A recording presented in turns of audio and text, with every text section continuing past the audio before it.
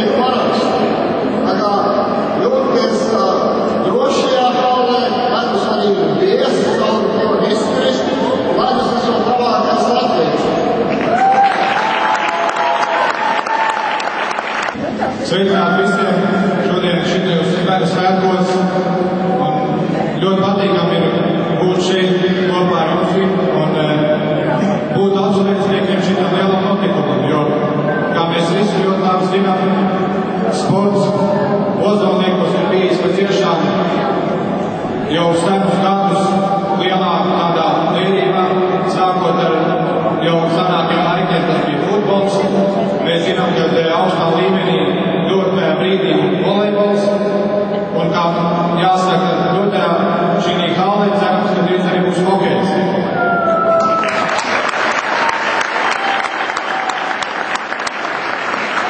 Tāpēc man ir ļoti liels gods arī no Latvijas izlases spēlētāju vārda pateikties Dainim Riepiņam par šo ieguldīto darbu, jo visi mēs ļoti zinām, ka tas prasa ļoti daudz spēka un izturības un atbildības, un patiešām liels prieks, ka tāds cilvēks ar to ir apņēmīgs pilns un darbojās.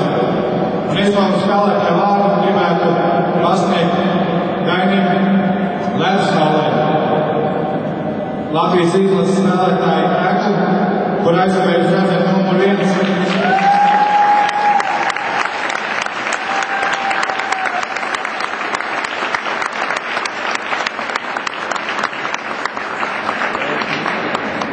Un lai vienmēr Ozolniekos hokeja būtu Latvijā numur 1. Ozolniekos tā būs īpaša vieta uz Latvijas hokeja kartes. Kopā ar valsts saimniekiem esam vienojušies par sadarbības formu, kas palīdzēs Latvijas jaunatnes hokeja attīstībā. Šis būs lielisks sporta komplekss, kam nākotnē jāveicina mūsu hokeja saimniecības uzbūve. 2008. gada pavasarī Ozolniekos tiek likti pamati mūsu hokeja labākajiem laikiem, tie pienāks, nešaubos. Noticiet saviem spēkiem, sapņiem un varēšanai. Iespējams tieši uz šī ledus dzīves Latvijas hokeja izcilākā paudze. Izdarīsim visu, lai tas patiešām notiktu. Hokejā viss sākās ar ledu attieci, ledus mums ir. Tagad liekam klāt vēlmi būt labākiem. Labākiem par Baltkrieviem, Krieviem, Zviedriem, Kanādiešiem, Somiem, Vāciešiem. Būt labākiem uz ledus un dzīvē. Tas ir Latvijas hokeja spēks. Šis spēks palīdzēs arī Ozolu Ledushalē. Vēlot veiksmi un veselību, Sandis Ozoliņš 2008. gada maijā San-Jose ASV. Tas pirmais tiešām nosaukums Ozolu ir nācis sakarā to, ka mēs esam Ozoliņu, esam vienojušies par ciešu sadarbību. Un viņš šo vietu redz kā vietu, kur no sākot no mazas kājas, mazi bērni, jaunieši attīstīsies vēlēt prasīt. Viņš ir maksimāli gatavs